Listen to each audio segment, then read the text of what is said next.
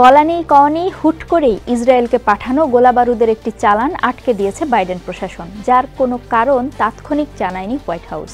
অবশেষে মুখ খুলেছে তারা। নাম প্রকাশে অনিচ্ছুক হোয়াইট হাউসের এক কর্মকর্তার বরাত দিয়ে বিবিসি বলছে, ইসরায়েলের রাফাহ অভিযান নিয়ে অনড় অবস্থানের কারণেই গোলাবারুদের ওই চালানটি আটকে দেওয়া হয়। গত সপ্তাহে মার্কিন প্রশাসনের বারণ সত্ত্বেও দক্ষিণ গাজার রাফাহতে একটি বড় স্থল অভিযান শুরুর গো ধরেছিলেন ইসরায়েলি প্রধানমন্ত্রী বেনিয়ামিন নেতানিয়াহু।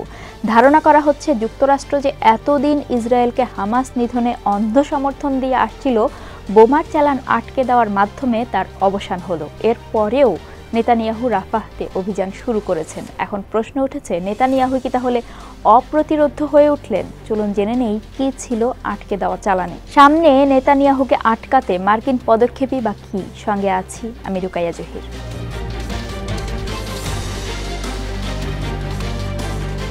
নাম প্রকাশে অনিচ্ছুক মার্কিন কর্মকর্তা জানান, আটকে দেওয়া চালানটিতে 18টি 2000 পাউন্ড এবং 17টি 500 পাউন্ড বোমা ছিল। তিনি জানান, জেডিএএম বা joint direct attack munition kit সহ স্টেট ডিপার্টমেন্টের অন্যান্য কিছু ক্ষেত্রে আমরা পর্যালোচনা চালিয়ে যাচ্ছি। আমরা বিশেষ করে 2000 পাউন্ড বোমার ব্যবহার এবং তাদের প্রভাব শেষ করার দিকে মনোনিবেশ করছি। আমরা দেখেছি গাজার অন্যান্য অংশে ঘন বসতিতে সেগুলো ব্যবহার করে ধ্বংসযজ্ঞ চালানো হয়েছে। তবে কিভাবে এই চালান পাঠানো যাবে সেই বিষয়ে এখনও আমরা চূড়ান্ত সিদ্ধান্ত নিইনি, কেননা ইসরায়েল রাফাহতে বেসামরিক নাগরিকদের মানবিক চাহিদা এবং তাদের সুরক্ষা নিশ্চিত করে অভিযান পরিচালনার বিষয়ে মার্কিন উদ্বেগের পুরোপুরি সমাধান না করেই স্থল অভিযান শুরু করেছে।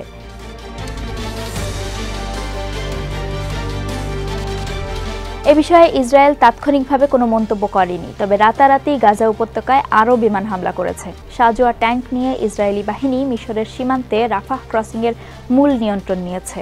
রাফাহকে ঘিরে তীব্র হয়েছে ইসরায়েলি বোমাবর্ষণ। স্থানীয় চিকিৎসকরা বলছেন, এক রাতের বোমাবর্ষণে একই পরিবারের 7 সদস্য নিহত হয়েছেন।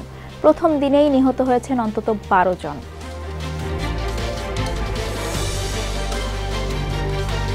গত অক্টোবরে ইসরায়েল এবং হামাসের মধ্যে যুদ্ধ শুরু হওয়ার পর থেকে মিশর সীমান্তর রাফাহ ক্রসিং ছিল অবরুদ্ধ গাজায় ত্রাণ প্রবেশের এবং প্রাণ ভয়ে ছুটে পালানো মানুষের একমাত্র পথ। কিন্তু ইসরায়েলি সামরিক বাহিনী কয়েক হাজার বেসামরিক নাগরিককে রাফাহ শহরের নিকটবর্তী পূর্ব অঞ্চল থেকে সরে যাওয়ার নির্দেশ দেয়।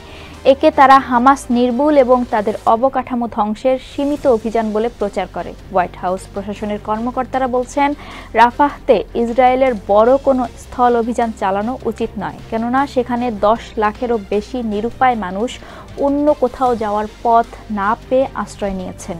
এই বিপুল জনগোষ্ঠীকে নিরাপদ রেখে এবং হামাস নির্মূলে গাজার অন্যান্য এলাকা থেকে আলাদা করে অভিযান পরিচালনা করা যায় সে বিষয়ে মার্কিন ইসরায়েল আলোচনা চলছে। কিন্তু মার্কিন উদ্বেগের সম্পূর্ণরূপে সমাধান না করেই ইসরায়েল স্থল অভিযান শুরু করেছে। মার্কিন প্রশাসনের ধারণা, ইসরায়েল বিশেষ এসব অস্ত্র রাফাহতে অভিযানে ব্যবহার করতে পারে। এই কারণে এখন অস্ত্র পাঠাতে আরও সতর্কতার সাথে পর্যালোচনা শুরু করেছে তারা।